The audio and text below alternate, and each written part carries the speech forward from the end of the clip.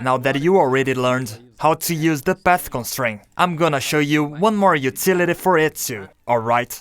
Because we can make the camera go to another place by a line, for example, if we have a camera on top of a car, on a roller coaster, I don't know, a camera on top of a drone, or maybe a drone, because we can connect the position of any object to a line. Then I'm gonna show you now. As we are talking about camera, I'm gonna show you the path movement. Because sometimes we want to pass by some places with the camera, then we can really use the path constraint. And for that, the first thing I'm gonna do is to create a line, right? Let's say here. I don't even know how to do this, but let's do it. How to do that, I mean, where to start from. I know exactly how to do it, but I didn't plan it. Let's do something. Let's make this line to pass here. Go around here. Look, make very big arches. Right? Thinking that we need to always have in mind the path to be done. Take a look. It's gonna make a huge curve here. Here, a very big radius. Go back here. Let's do it this way. It goes back here, passes by here again, goes back here, makes the curve here, and ends here. Just look at this crazy thing I did to run this path. Oh my god, a camera would take a long time. I'm gonna even set here, let me see, 800. Alright, so it really doesn't go too fast. Done. We got a line. And what do I do now? Let's go, let's create a camera. Corona Cam, gonna create a camera. This camera can even be without a target, as it goes along the path. Look what I'm gonna do. Select the camera, go to motion, gonna select the position, gonna create a control, a path constraint, and OK. Add a path, click on the line, and take a look. Now it's added. But I'm gonna even do it again. To see something you need to know. Corona Cam. Again, alright? I'm gonna add it.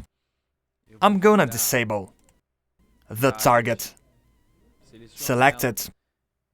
Go to motion. Click on position. Add the control. Path constraint. OK. Add the path. Click here. Right, then look what's happening. As you noticed, it just moved and went back to the beginning. So if I start to animate this, take a look, it's going out this way. But what happens is that it's not necessarily. If I look here in the camera, look, whoa, my camera is still. It's not going like a roller coaster. And how can I make to the camera to pass by looking at the camera? So you go here and enable follow. If you enable the follow, it's gonna follow the line. Now we have a camera that is following the path. Take a look. If we go to camera view, we have now, it starts passing by.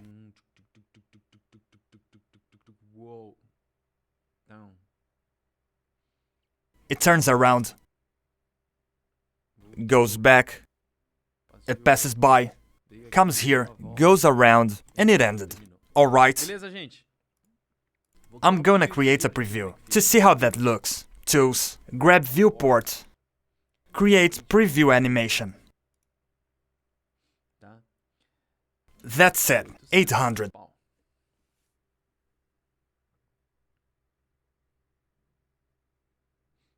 Of course, I made a curve there, with many closed curves. It's basically a kart racing.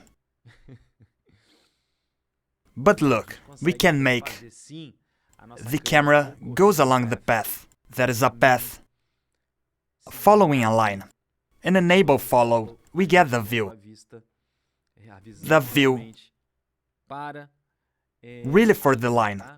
Always remember, when you make this camera, make it straight. If you noticed, I redid the camera because it was inclined. Make it straight. Then it will be easier for it to understand after when it's time to attach here in the line. Otherwise, that rotation, it will come in rotated straight on the line. So always make the camera straight, alright? So it's here, the path. Just imagine if we have a motorama. I don't know how it's called, slot car. Then we put a few cars following the path and just animate them by the line. And they will be animated. You're gonna pass with the camera and the cars will be passing there. So, like, with the creativity, these few